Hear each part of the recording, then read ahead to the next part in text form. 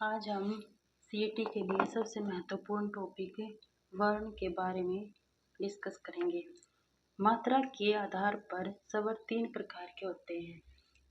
मात्रा के आधार पर स्वरों को 3 भागों में बांटा जाता है: हर्ष स्वर, दीर्घ स्वर, प्लुत स्वर।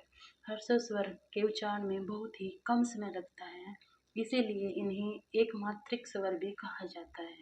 दीर्घ स्वरों के उच्चारण में हर्ष स्वर से दुगुना समय लगता है, इसलिए इन्हें द्विमात्रिक और ऐसे ही प्लुत को त्रिमात्रिक स्वर भी कहा जाता है। हर्षों, दीर्घ और प्लुत स्वरों के प्रकार होते हैं। भाषा की सबसे छोटी इकाई वर्ण या ध्वनि है। वर्ण को ही ध्वनि कहा जाता है। स्वरों के उच्चारण स्वतंत्र रूप से होता है। स्वर होते हैं, उनका उच्चारण स्वतंत्र रूप से होता है क्योंकि इनके उच्चारण में व्यंजनों की सहायता नहीं लेनी पड़ती। जिन ध्वनियों के उच्चारण में श्वास वायु बिना किसी रुकावट के मुख से निकलती है उसे स्वर कहते हैं। स्वरों का जब हम उच्चारण करते हैं तो कोई भी रुकावट नहीं होती। स्वरों की संख्या 11 होती है। हिंदी वर्णमाला में कुल 52 वर्ण होते हैं। 11 स्वर हो गए और जो बाकी के बचे हुए हैं 44 व्यंजन होते हैं। ये होते हैं शुद्ध परिभाषा के अकॉर्डिंग। उससे अलग 44 से अलग जो 8 बचे हुए हैं वो होते हैं संयुक्त व्यंजन, नवीन विकसित व्यंजन और अंग और अ। वो हम आगे पढ़ेंगे। अक्षय, तरह, श्रय, अज्ञ, श्रय संयुक्त व्यंजन है। ये क्या होते हैं? संयुक्त व्यंजन होते हैं क्योंकि ये 2 व्यंजनों के मेल से बने होते हैं। यह और वह को अर्ध स्वर कहते हैं। हिंदी शब्दकोश में अंग ए वर्ण से पहले आता है। जो अंग होता है वो ऐसे पहले है, वैसे तो हम बाद में लिखते हैं, लेकिन जो हिंदी शब्दकोश होता है उसमें अंग पहले आता है। ये इम्पोर्टेंट लगा लो, ऐसे इससे क्वेश्चन जरूर पूछा जाता है। ई, बड़ी ई और री स्त्रीलिंग वर्ण है।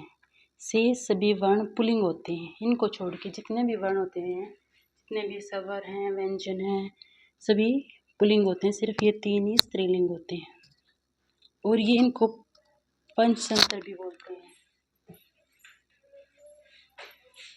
ये 5 नासिक वर्ण है, अतः इनका उच्चारण नासिक भी है। इन्हें अनुनासिक वर्ण भी कहते हैं। है को काकल्य वर्ण कहते हैं। अंग, अंग एवं अह। अंग को अनुस्वार क्योंकि नाक से उच्चारण होता है और अह को विसर्ग, ये दोनों मिलकर अयोगवाह वर्ण बनाते हैं। वर्णों के उस समूह को जिससे कोई निश्चित अर्थ निकलता है उसे शब्द कहते हैं। आ, बड़ा ऊ, ई मूल दीर्घ स्वर है। वैसे तो दीर्घ स्वर 7 होते हैं, लेकिन ये 3 मूल हैं और जो 4 हैं वो संयुक्त होते हैं। ए, आई, ओ। ए और आई इनको कंठ प्लस तालु वर्ण कहते हैं क्योंकि इनका उच्चारण कंठ और तालु दोनों से होता है। क्योंकि ए है वो ए प्लस ई से और ये आ प्लस ई से बना होता है। कंठ तालु होता है। आगे देखो, ओ और बड़ ओ औ इनको कंठोष्ठ क्योंकि कंठ और ओष्ठ मतलब होठ दोनों से उच्चारण होता है। वह का उच्चारण स्थल दंतोष्ठ यानी दंत और ओष्ठ होठ से है। 2 व्यंजन जब एक साथ मिलते हैं तो संयुक्त व्यंजन कहलाते हैं। जब 2 व्यंजनों को एक साथ मिलाया जाता है तो उन्हें संयुक्त व्यंजन कहते हैं। रह को वर्तस्वर, लुंठित, सघोष एवं अल्पप्राण व्यंजन कहते हैं।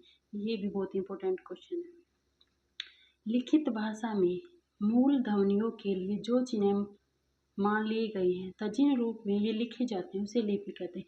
तो कोई भी ध्वनि उसको लिखने के जो तरीके होते हैं, चिन्ह होते हैं, उन्हें लिपि कहते हैं।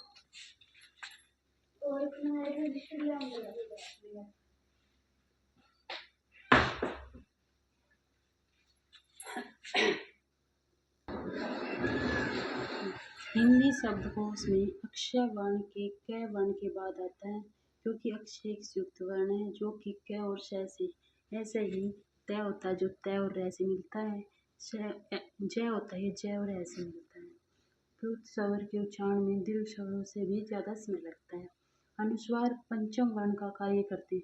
जो अनुस्वार होते हैं वो 5वें स्थान पर होते हैं। मतलब ये कि जैसे मैं, ये सारे पंचवर्ण अनुस्वार होते हैं। पूर्ण विराम का अर्थ है पूरी तरह रुकना या ठहरना। संस्कृत में योजक चिन्ह का प्रयोग नहीं होता।